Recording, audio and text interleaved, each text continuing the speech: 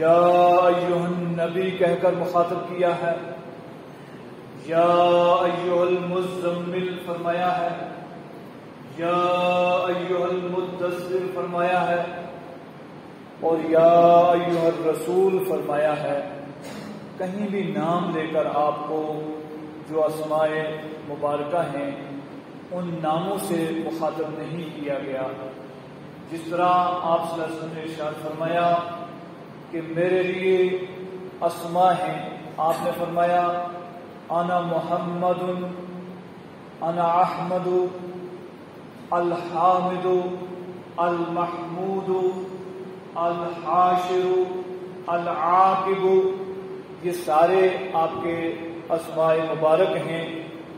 ان اسماء سے یا کسی اور نام لے کر اللہ تعالیٰ نے مخاطب نہیں کیا، صفات کو بیان کیا۔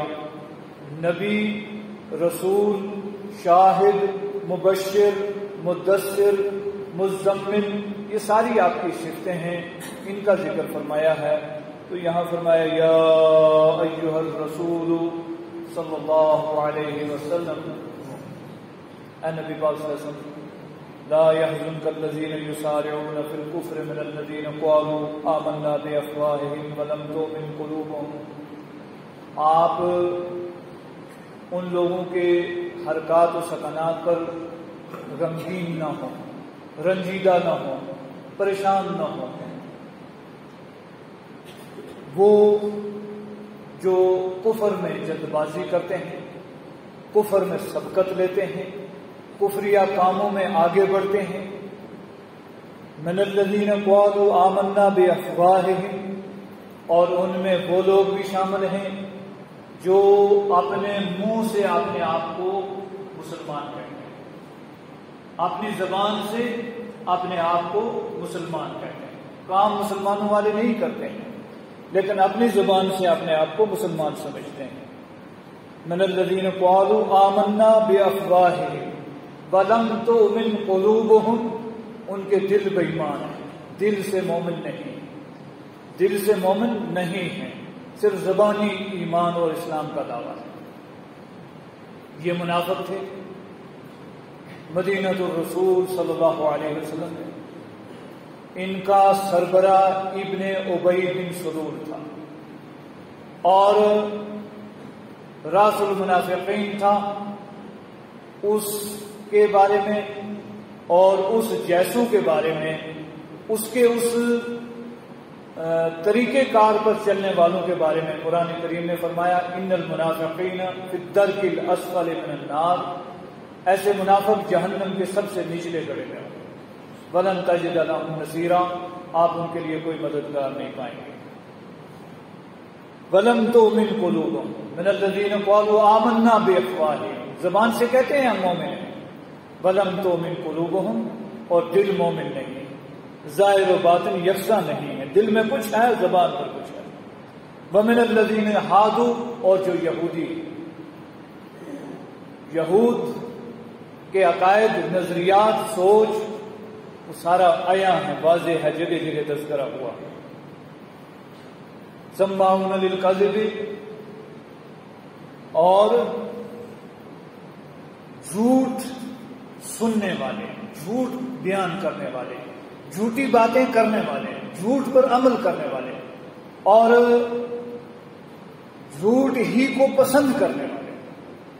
سماعون لقوم آخرین لم یاتوک، اور مخبریاں کرنے والے ان لوگوں کی کہ جو ابھی آپ کے پاس نہیں آئے، وہ منافقین، وہ کفار، وہ یہود و نصارہ جو بد باطن ہیں، ابھی آپ کی محفل میں نہیں آئے، ان کے لیے آ کر یہ مخبریاں کرتے ہیں، ان کے لیے آ کر مجلسوں میں بیٹھتے ہیں، ان کی کنسو سنتے ہیں، ان کے کام کرتے ہیں، ان کے منہج، مشن اور ان کے سوچ اور نظریے کو پروان چڑھاتے ہیں۔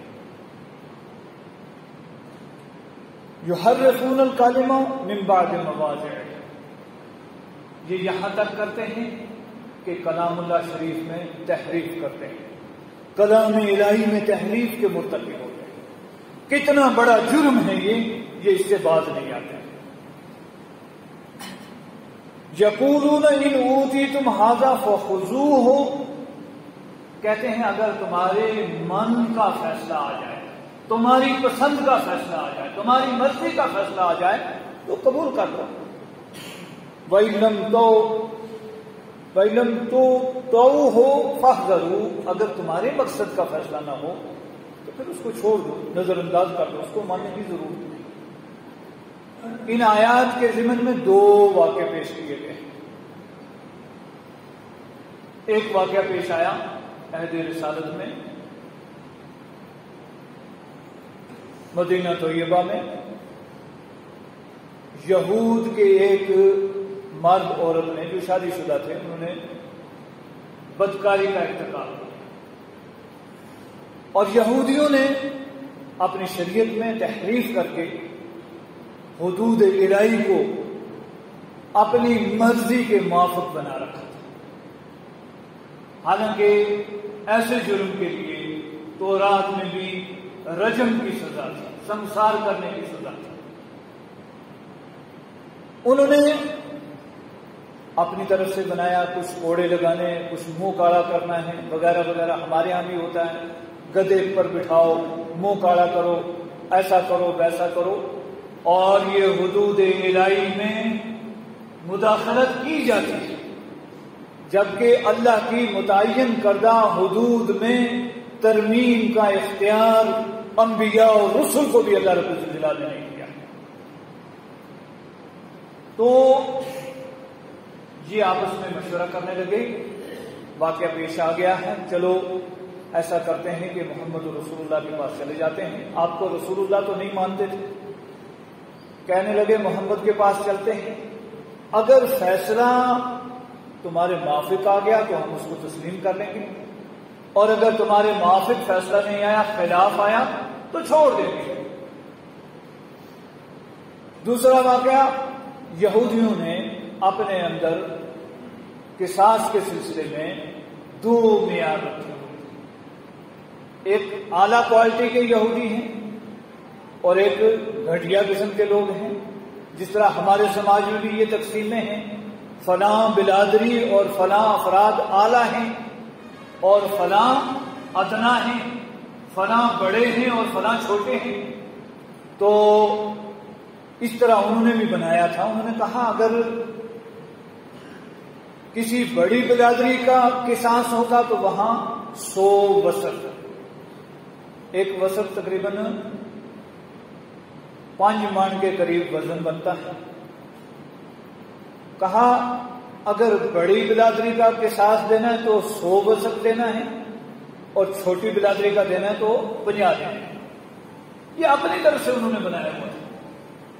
یہ اور اس قسم کے متعدد واقعات ان آیات کی تفصیل میں، تفاسیر میں موجود ہیں.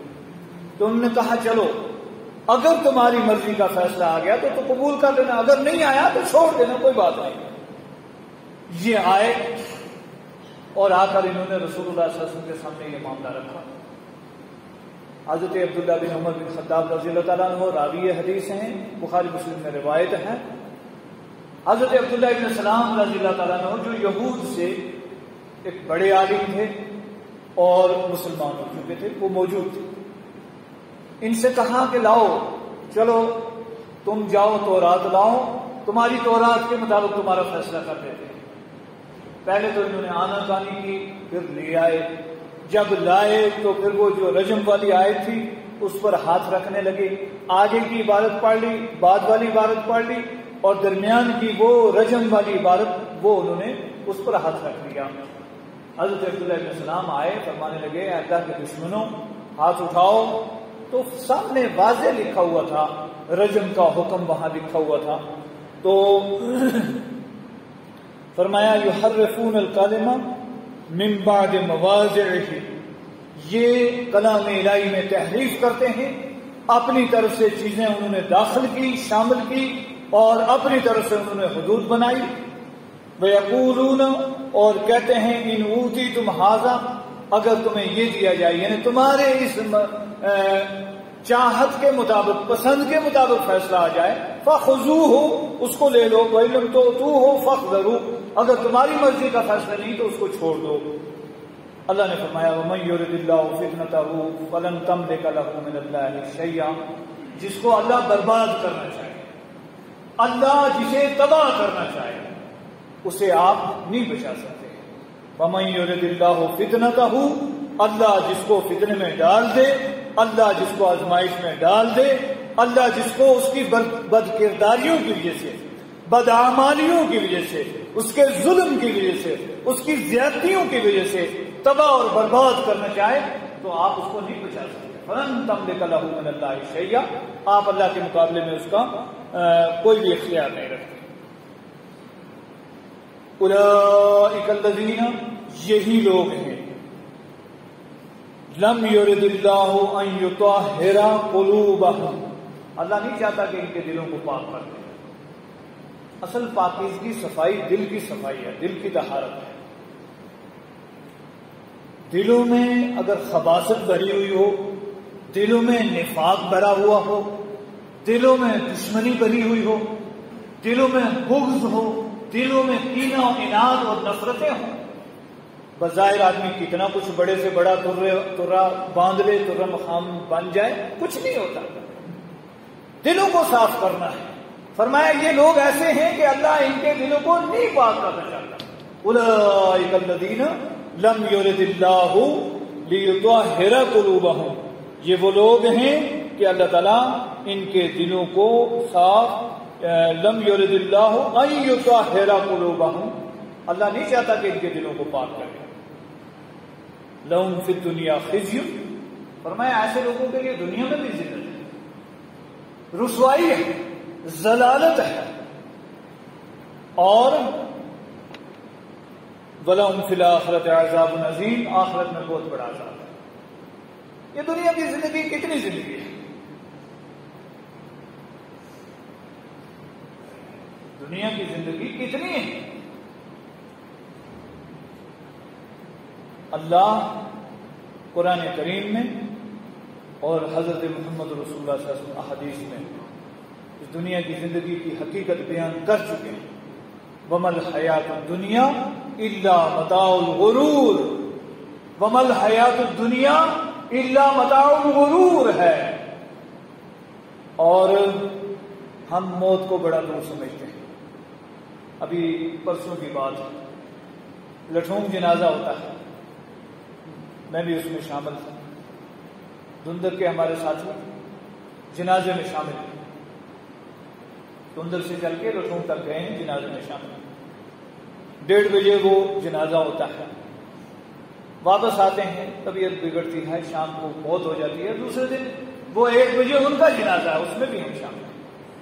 موت کتنی قریب ہے، موت کتنی قریب ہے۔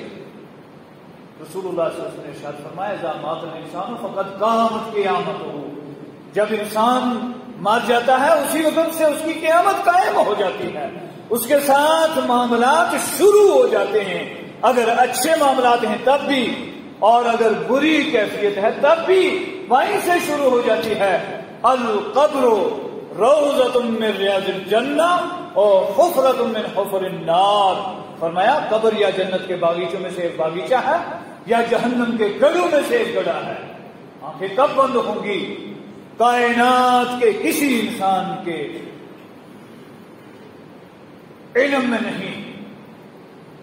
میں اہل علم کی گفتگو سن رہا تھا، موت کے تعلق سے بڑی تفصیلی گفتگو ہو رہی تھی۔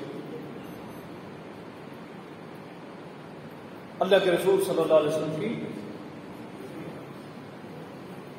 دنیا سے تشریف لے جانے کا تذکرہ تھا، اس میں بڑی تفصیل انہوں نے بیان کی، اور اس کا خلاصہ یہ، کائنات میں اگر کسی کو زندہ رہنا ہوتا، اگر موت سے بچنا ہوتا، اگر کسی کو موت نہ آنے والی ہوتی تو وہ صرف اور صرف ہستی تھی حضرت محمد رسول اللہ صلی اللہ علیہ وسلم۔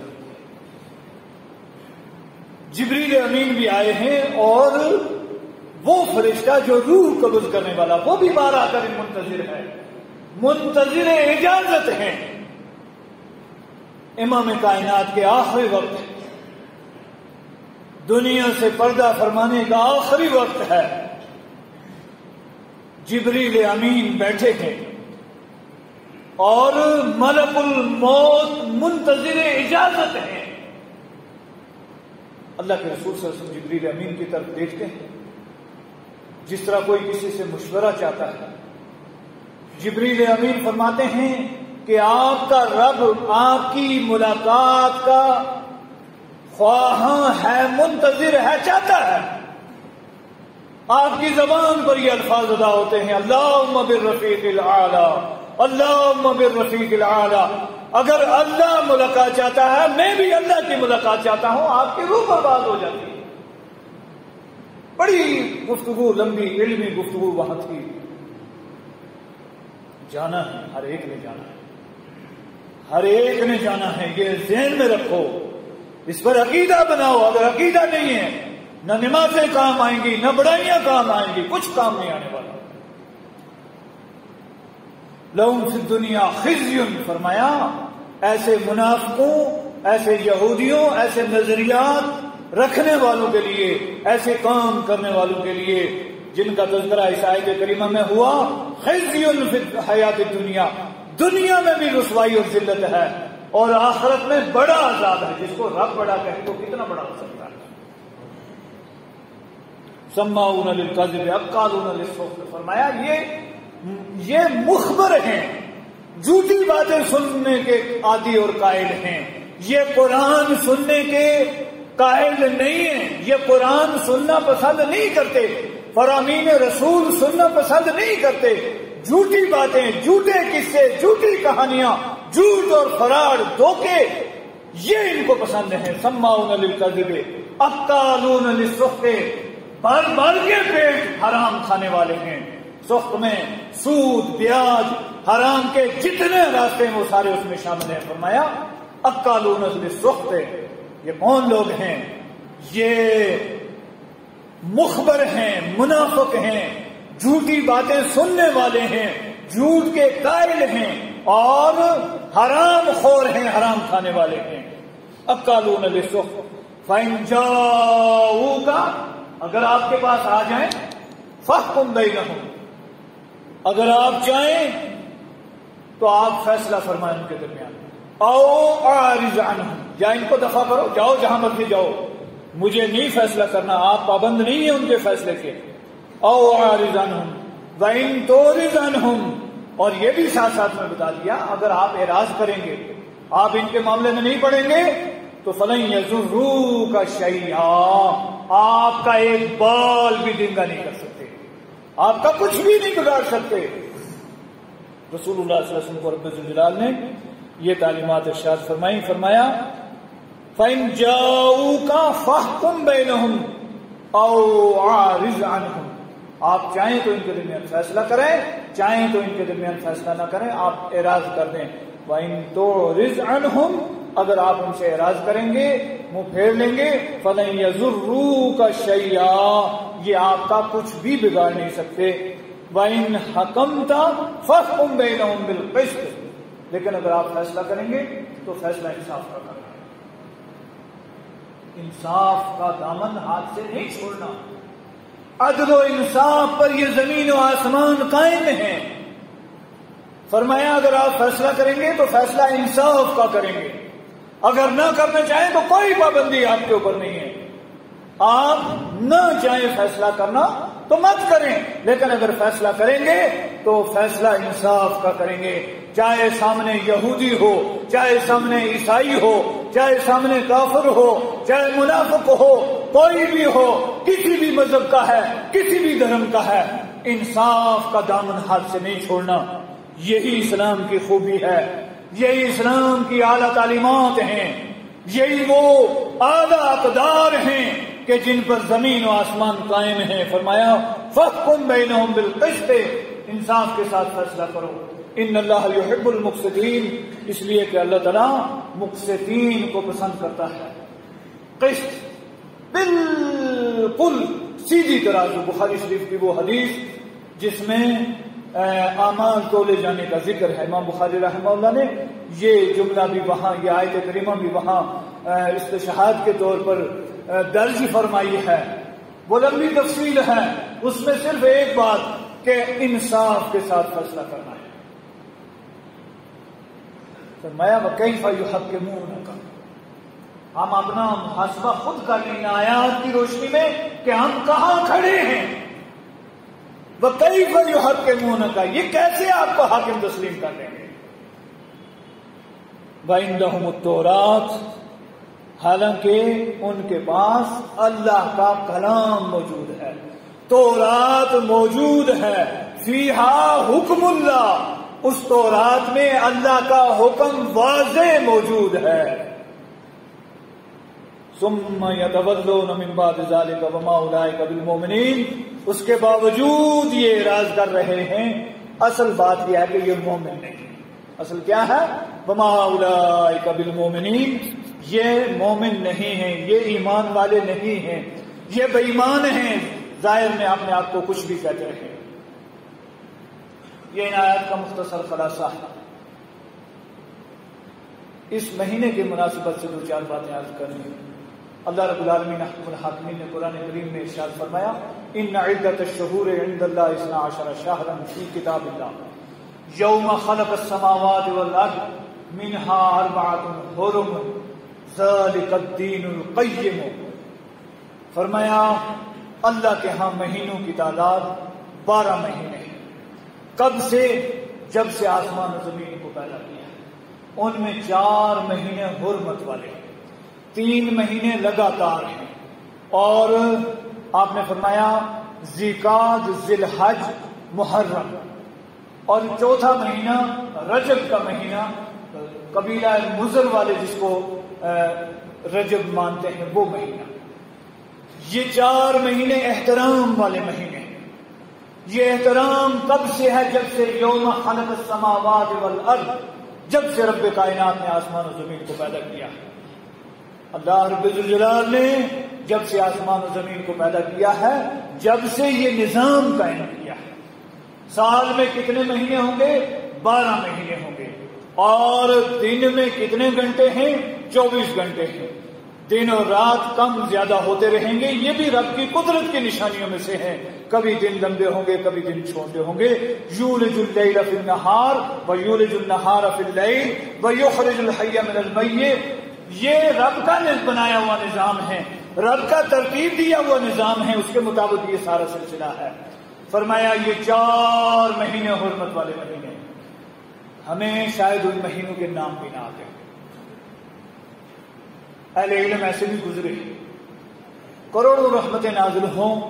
ایک شخصیت مجھے یاد آئے، علامہ قاضی سلیمان سلمان منصور پوری رحمت اللہ علیہ، جنہوں نے سیرت طیبہ پر وہ کتاب لکھی کہ آج تک دنیا یہ اعتراف کرتی ہے، یہ مانتی ہے کہ اس کے پلے کی کتاب ابھی تک نہیں لکھی گئی. 3 جلدوں میں.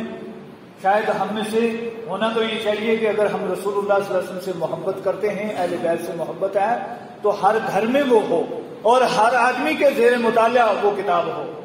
لیکن ہمارے سارے دعوے یہودیوں کی طرح اور منافقوں کی طرح زبانی ہیں، اس لیے ہمیں اس طرف توجہ نہیں ہے. رحمت للعالمین سیرت طیبہ کی کتاب، انہوں نے ان کے دل میں رسول اللہ صلی اللہ علیہ وسلم کی محبت اور سنین، قرآن کریم میں ہے نا لِتَعْلَمُوا عَدَدَ السِّنِينَ وَالْحِسَابِ، تاکہ تم گنتی سالوں کی جانو اور حساب کا پتہ چلے. انہوں نے 15 سنین کا تذکرہ کیا رحمت للعالمین.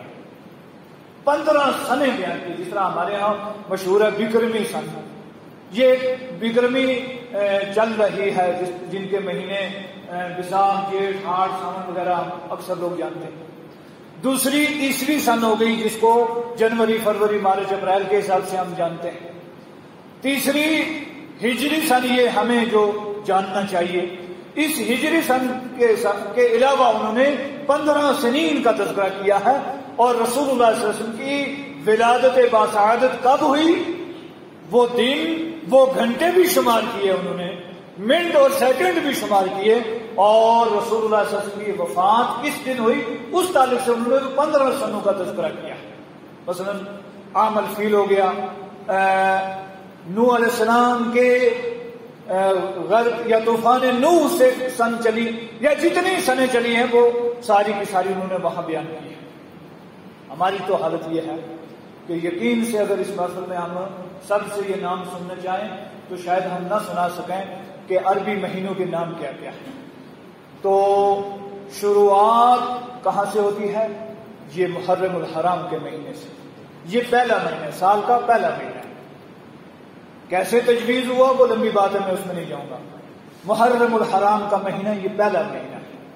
دوسرا مہینہ صفر ہے، تیسرا مہینہ ربیع الاول ہے، ربیع الثانی ہے، جمادی الاول ہے، جمادی الثانی ہے، رجب ہے، شعبان ہے، رمضان ہے، شوال ہے، ذی القعدہ ہے اور ذی الحج ہے۔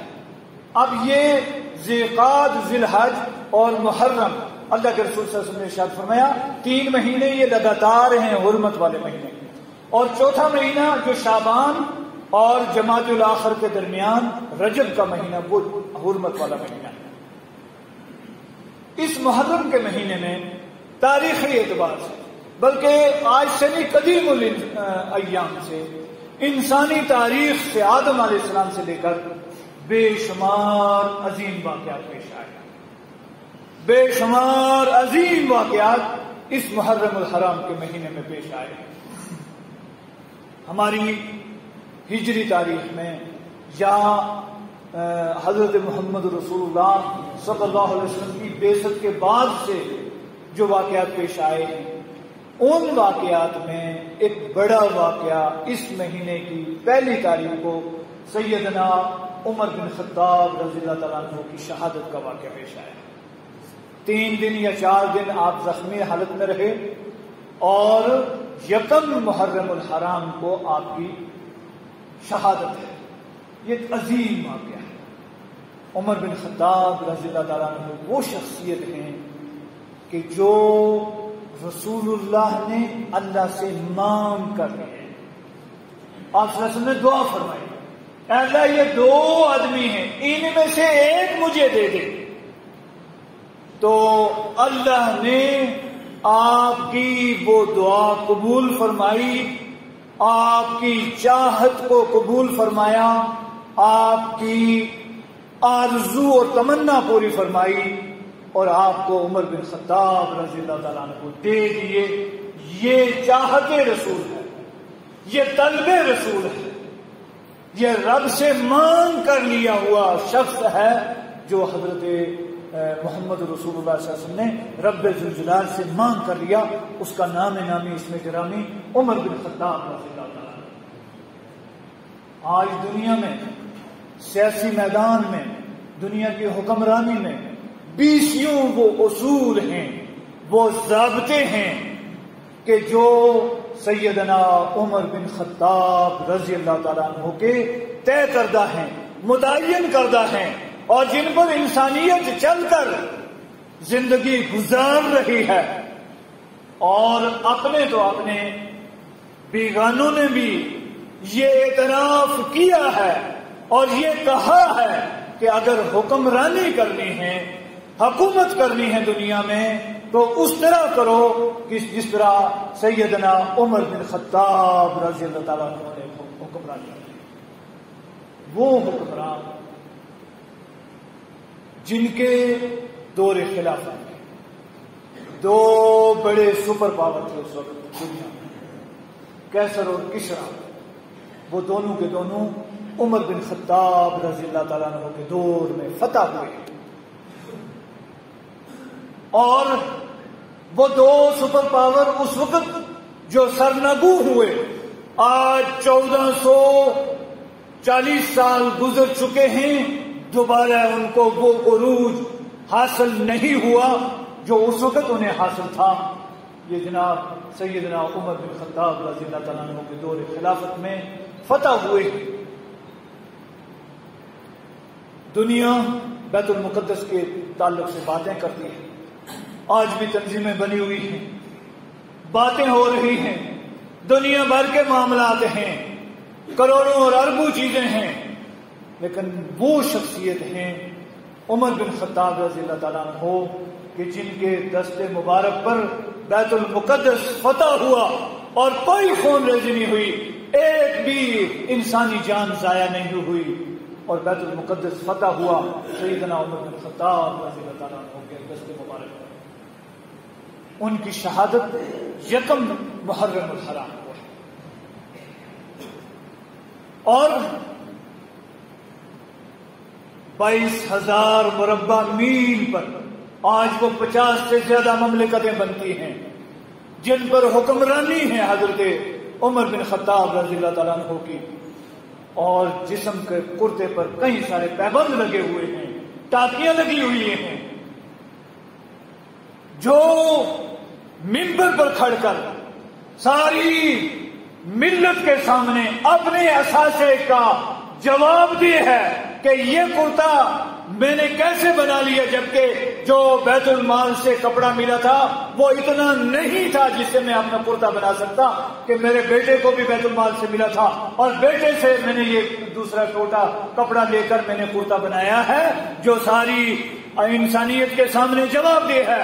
آج اگر یہ احتساب کا ایک پہلو ہماری انسانی تاریخ میں اپنا لیا جائے، ساری دنیا کی حکومتیں، ساری دنیا کی تنظیمیں اور سارے ادارے فلاح اور کامیابی اور کامرانی سے ہمکنار ہو جائیں کہ یہ احساس پیدا ہو جائے، ہمیں جواب دینا ہے رب الجلال کے سامنے اور ہمیں جواب دینا ہے دنیا کے سامنے کہ یہ کرتا میں نے کیسے بنایا ہے۔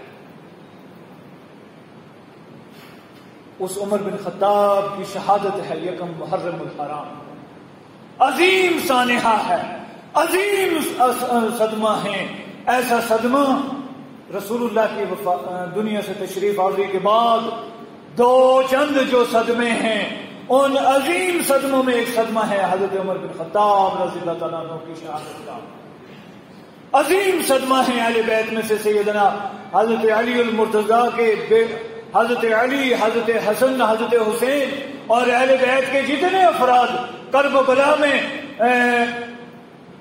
شہید کیے گئے، مظلومانہ شہید کیے گئے، عظیم صدمہ ہیں، وہ بھی اسی محرم الحرام کے مہینے میں واقعہ پیش آیا۔ اور آپ دیکھیں گے رب کا عجیب نظام ہے، رب جس سے چاہے اس سے عزت عطا فرمائے اور جسے چاہے اسے عزت سے محروم فرمائے۔ حضرت حسین پیدا ہوتے ہیں، آپ کو خوشخبری ملتی ہے، لیکن تھوڑی دیر بعد آپ کی آنکھوں سے آنسو جاری ہوتے ہیں۔ آپ فرماتے ہیں جبریل امین آئے اور مجھے وہ مٹی دکھائی ہے کہ جس پر میرے اس نواسے کا خون گرے گا۔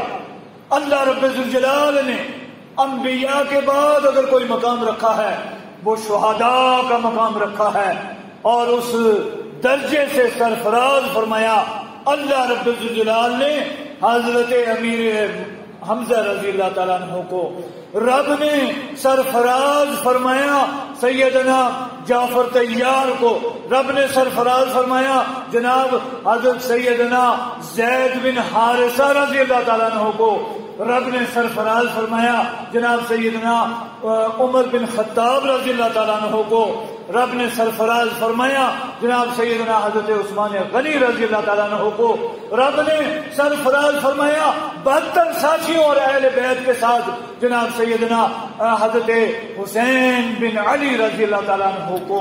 اللہ کی کروڑوں رحمتیں ان تمام اصحاب پر نازل ہوں۔ یہ واقعات اسی مہینے میں پیش آئے۔ وہ رب جس نے ہاتھیوں کا مقابلہ ابابیل سے کروایا، اسی رب نے حسین اور ان کے ساتھیوں کے قاتلین پر خود ان کو مسلط کیا۔ قیامت کی صبح تک وہ اپنے آپ کو کوڑے مارتے رہیں گے اور مارتے رہیں گے، مارتے رہیں گے، ذلیل و رسوا ہوتے رہیں گے۔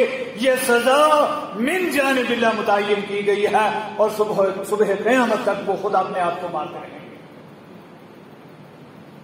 ہمیں یہ کہا گیا ہے وَلَا تَقُولُوا لِمَن يُقْتَلُ فِي سَبِيلِ اللَّهِ أَمْوَاتٌ، اپنی زبان سے ان کو مردہ نہیں کہنا ہے، بل احیاء، وہ زندے ہیں، وَلَٰكِن لَا تَشْعُرُونَ، تمہیں شعور نہیں دیا گیا ان کی زندگی کیسی زندگی ہے۔ ہم ان کی زندگیوں پر کوئی دوسرا قیاس نہیں کر سکتے، اور کہنا تو کہنا ہے، اپنے دماغ میں سوچنا اور تصور کرنا اس سے بھی روک دیا گیا۔ وَلَا تَحْسَبَنَّ الَّذِينَ قُتِلُوا فِي سَبِيلِ اللَّهِ أَمْوَاتٌ بَلْ أَحْيَاءٌ، ان لوگوں کو جو اللہ کے راستے میں شہید کیے گئے ہیں ان کو مردہ مت تصور کرنا، بلکہ وہ زندہ ہیں۔ عند ربهم يرزقون فرحين بما آتاهم الله من فضله، رب کی عطا پر خوش ہیں۔ ہمیں حق کو حق کہنا ہے، باطل کو باطل کہنا ہے، سچ کو سچ کہنا ہے، جھوٹ کو جھوٹ کہنا ہے، دن کو دن کہنا ہے، رات کو رات کہنا ہے۔ ہم میں سے ہمارے اعمال کا حساب و کتاب لیا جائے گا، اور یہ یاد رکھو کہ اللہ رب ذوالجلال نے ہمیں جج نہیں بنایا، ہمیں یہ ذمہ داری نہیں سونپی کہ تم ججمنٹ کر کے دے دو کہ کون جہنم کا مستحق ہے اور کون جنت کا مستحق ہے۔ وہ مالک یوم الدین ہے، قیامت کے دن کا مالک ہے، اور اس نے اس دن فیصلہ کرنا ہے۔ جو جس اہل ہوگا اس کو وہ عطا کرے گا، جو جنت کا مستحق ہے اس کو جنت عطا فرمائے گا، جو جہنم کا مستحق ہے اس کو جہنم عطا کرے گا۔ کس کی موت کس حالت میں ہوئی ہم نہیں جانتے، کسی کے بارے میں ہم کوئی رائے قائم نہیں کر سکتے، لیکن یہ افراد شہداء، اللہ کی کروڑوں رحمتیں نازل ہوں ان پر، اللہ کی کروڑوں رحمتیں نازل ہوں اہل بیت پر، اللہ کی کروڑوں رحمتیں نازل ہوں حضرت حسین اور ان کے ساتھیوں پر جو میدان کرب و بلا میں دھوکے سے لا کر شہید کیے گئے۔ اللہ کی کروڑوں رحمتیں نازل ہوں سیدنا عثمان ذی النورین پر، اللہ کی کروڑوں رحمتیں نازل ہوں سیدنا عمر بن خطاب رضی اللہ تعالیٰ عنہ پر، رضی اللہ عنہم ورضوا عنہ، وہ اللہ سے راضی ہوئے، اللہ ان سے راضی ہوا۔ اللہ تعالیٰ ہمیں کہنے سننے سے زیادہ عمل کی توفیق عطا فرمائے۔ رب العالمین احکم الحاکمین، جو بیمار ہیں ان کی بیماریوں کو شفائے کاملہ عاجلہ دائمہ مستمرہ عطا فرما۔ اے اللہ تمام بیماروں کو شفائے کاملہ عاجلہ عطا فرما۔